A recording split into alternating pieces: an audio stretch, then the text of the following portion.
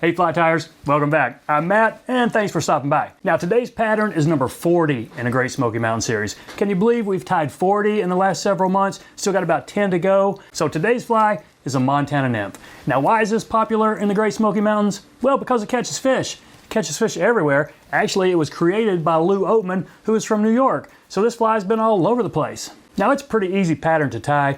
Doesn't take a lot of exotic materials, just some black chenille, and then a little bit of yellow chenille. You could substitute green or a chartreuse type, just something for the thorax that's going to contrast with the bulk of the black chenille in the body. So it's a pretty easy pattern to tie. I'm going to dedicate this one to Clyde Lee, who's originally from Montana, and oh, by the way, just had a birthday a couple days ago. So Clyde, my friend, happy birthday. This one's for you. Let's tie the Montana Nymph.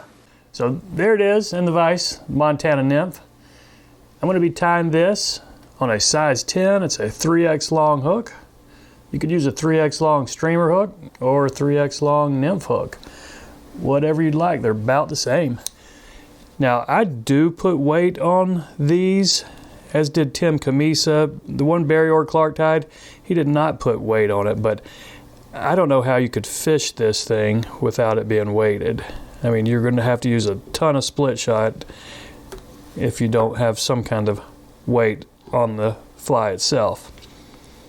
So I put a good bit of 015 weight on it, and I'm going to use black 70 denier UTC. I'm going to just put 2 dams at the front and the back of this and take my thread back to the bend of the hook.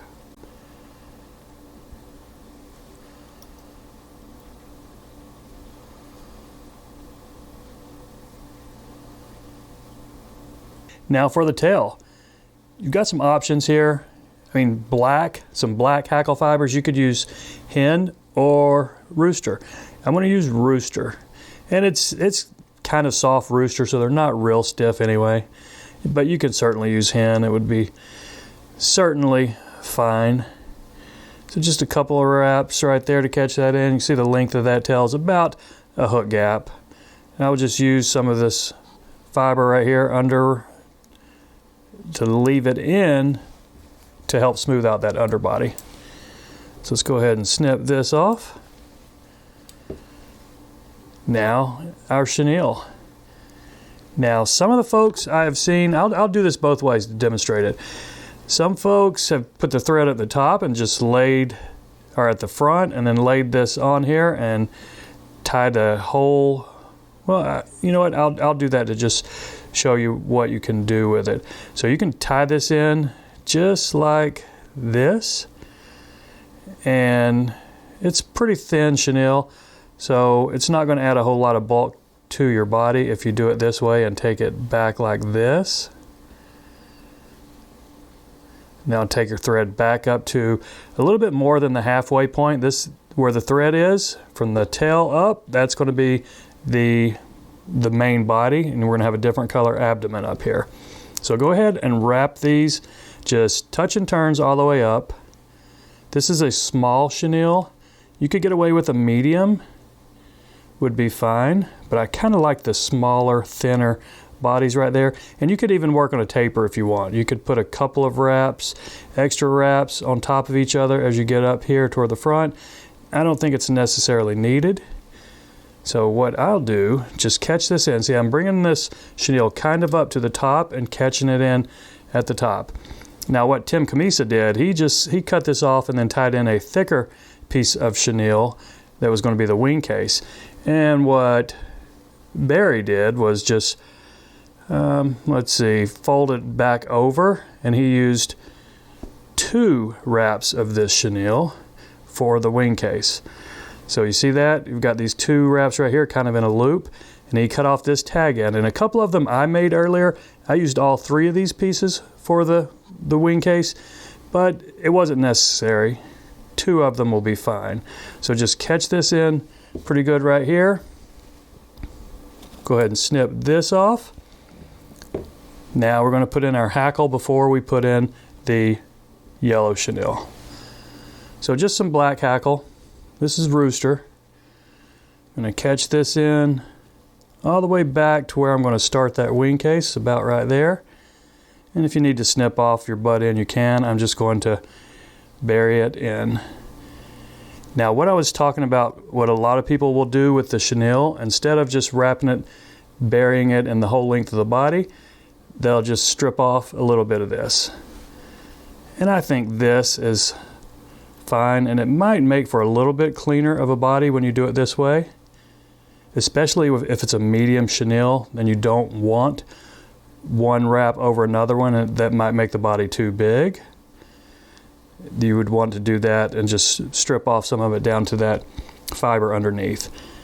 And so just wrap this touch and turns. Probably going to get 3, possibly 4. I'm gonna stop it right there at 3, because you do need to leave some room for the head. And I'm gonna just try to get this a little bit tighter right here, so I've got more room for the head, because the head on this thing will build up on you quick if you're not paying attention. So let's just capture a few more right here before we snip this off.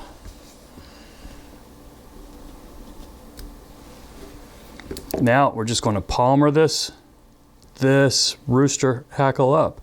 Maybe 3 turns, first full turn right there where we had it tied in, and now you can kind of follow the grooves left by that chenille.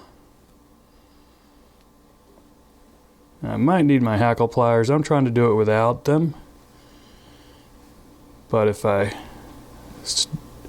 slip and let go of this feather one more time, I will grab my hackle pliers. But looks like I made it. Okay, so 2 thread wraps there to catch that in. That's our palmered legs. Go ahead and snip this off. And you could clean up some of these if you want. You know what I saw Barry do? He pulled some of these to the side. I haven't worried about that.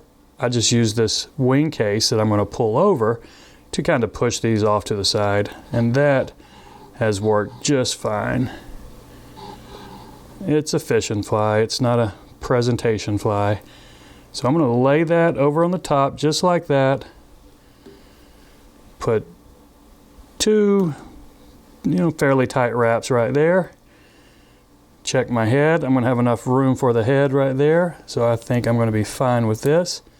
Let's go ahead and snip this off right there.